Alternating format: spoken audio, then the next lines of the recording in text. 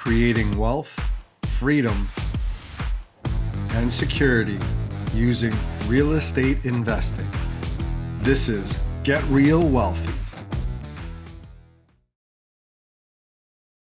All right, this is part 7 in our young adult series. We're going to talk about 5 key concepts I wish I understood better as a young adult, and I'm going to share them with you on this episode.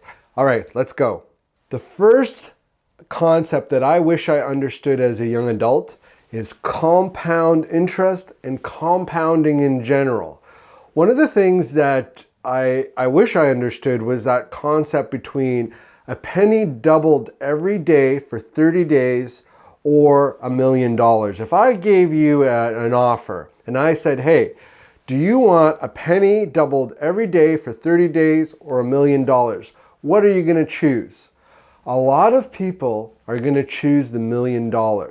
But truthfully, if you took the penny that doubled every day, you'd have $5,368,709.12. That's a huge difference. And the difference is between compounding and compound interest.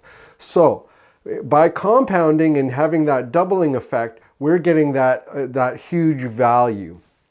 And the same thing happens when you're investing. If you're taking something and you're earning interest on it, and then you earn interest on the money that you've created, and that continues to grow as well, you end up getting compound interest. Now, there's a rule out there called the rule of 72. When you divide something by 72, that is and you use the interest rate, that is how long it takes you to double your money. So if you had 72 and you divided by 8, it should take you 9 years to double your money. That means if you earn 8% interest compounded, you should be able to double your money in 9 years. All right, let's keep going. So compounding is important. It's what you want in your investments. It's what you want rather than simple interest is compound interest. Okay, number 2, real assets versus paper assets. I wish I understood the difference. So paper assets are stocks. They are bonds. They are paper that you can get from different financial institutions. They sound really good. They're great because a lot of people understand them. They're commonly used. They are things that people talk about as part of the financial instruments that are available in the world. But there are also real assets. Real assets like gold, silver. There are real assets like land. There are real assets like commodities, like oil. There are real assets like houses and apartment buildings. There are real assets like businesses. Okay, those are real assets. You want to earn and own real assets. That's the key. Paper assets are okay, but they're not as good as real assets. Why? Real assets are durable. They last for generations. They can continue to pay you over time. Paper assets are great, but they also can increase and decrease in value suddenly. You could start off with a portfolio that, let's say you had $1,000 and somebody is telling you that the stock market earns 8% a year. Well, what that could mean is that your $1,000 goes up 50% in 1 year, and then it goes down 50% in another year, and then it goes up 5% or 10% in the 3rd year, and then in the 4th year it goes up another 20%. Well, in 4 years or 5 years, you could still end up with $1,000, and you could still have a rate of 8%. People don't tell you that, okay? So it's especially when people are selling you something. So make sure you understand the difference between real assets and paper assets, okay? The third concept we're going to talk about, good debt, bad debt, opportunity debt. Good debt is debt that helps you to earn money. You could borrow funds to help you to get an education that helps you to get a better income, okay, I would still call that good debt. You would have good debt that helps you to buy a rental property that creates monthly income and creates an asset for you on your balance sheet that continues to earn. Okay, that's good debt. Bad debt. Bad debt is you take money and you put it on there because you have to keep paying for parking every month and you haven't paid off that debt, so it continues to grow and it really isn't helping you to do anything. It's bad debt. You've put that on your credit card, not helpful for you. The last type of debt that people don't really understand is opportunity debt. You can apply for credit. That could be a line of credit, not necessarily a credit card, that you can use to buy good debt in the future.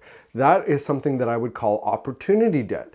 The interest on that debt can be written off. It's a tax deduction, okay? Whereas usually bad debt, you can't write off the interest. Good debt, you can write off the interest. And so if you're taking opportunity debt, moving it to good debt, oftentimes you can write off the interest. Now, it just depends on what you're doing with it. If you are, for example, using it to buy a house that's a rental property or into a business, then that can be written off. In other cases, like for education, that necessarily wouldn't be written off. And also it depends on what you're doing with that debt. So opportunity debt, good debt, bad debt, you want to understand the differences between them and how you can apply that to your life. Just make sure that you have good debt and opportunity debt. Fourthly, you need to understand the difference between income and wealth and understand net worth. Income is what you make every month. Wealth is what your value is. It's your net worth. When you take all your assets and you add them up, and you take up all your liabilities and add them up, what you have in the end is your net worth. That net worth can grow over time. If you can measure it, you can increase it. Whenever you want to do something, and let's say you want to lose weight, you need to know what you weigh today in order to lose weight. If you want to become more wealthy, you need to know what your net worth is. When you're just starting off as a young adult, you may not have any net worth. Maybe it's a couple $100s, but you need to understand what it is so that you can improve on it. How can you improve on it? Well, what are you doing to increase your net worth? Are you, like buying shoes and selling shoes in order to get a, increase in value and using that to do something else with it? So, but you need to know what your income is. Okay, the income comes in from jobs or other sources every month. You need to know what your net worth is or what your wealth is. Okay, so there's a difference between the two, and you need to understand what that difference is. Okay, the fifth key concept I wish I understood as a young adult is passive income. There is such thing as passive income. It's income that is earned not per hour of your work. You continue to make that money whether you are working or not. There are different ways that can come in. So for example, a lot of people will understand, you purchase a stock and there's a dividend associated with it. So sometimes you can get a dividend that's like 4% per year. Sometimes the dividend is 10 or higher. There are different types of stocks that have that. When you buy $1,000 worth of stock, you're going to get $40, over that year by owning that stock. Okay, that is passive income. You're going to earn that whether you're working on it or not, as long as you own it. The same thing happens when you own businesses or you own a rental property. Those are going to continue to pay you. Now, at the beginning when you own a business, you have to work in your business in order to be able to do that. And there's a difference between being self-employed and being a business owner. So self-employed is very similar to having a job. When you have a job, you have to work in order to earn income. When you have a business or you have a rental property, it's going to continue to earn because you own it, okay? And that takes time to do. you can leverage different ways to create passive income. You could start a business and have your friends working on that with you. They get paid income. You get paid what is part of that business. And it requires you to creatively think. So passive income comes from business ownership, rental properties. It can come from dividends from stocks. There are other ways that you can get passive income, but I need you to think about that. How can you create those passive income sources? So there's some thinking that you've got to go back and do here for homework. I want you to go back. I want you to think of, where do you get compound interest right now? Where are you getting compounding? What are real assets? What are paper assets that you could buy? Do you have good debt? Do you have bad debt? Do you have opportunity debt?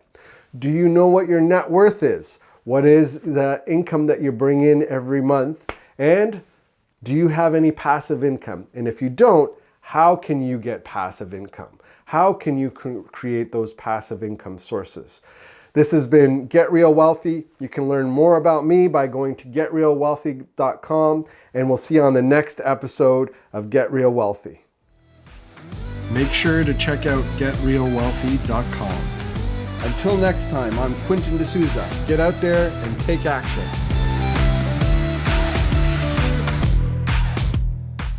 The views and opinions expressed in this podcast are provided for information purposes only and should not be construed as an offer to buy or sell any securities or to make or consider any investment or course of action. For more information, go to getrealwealthy.com.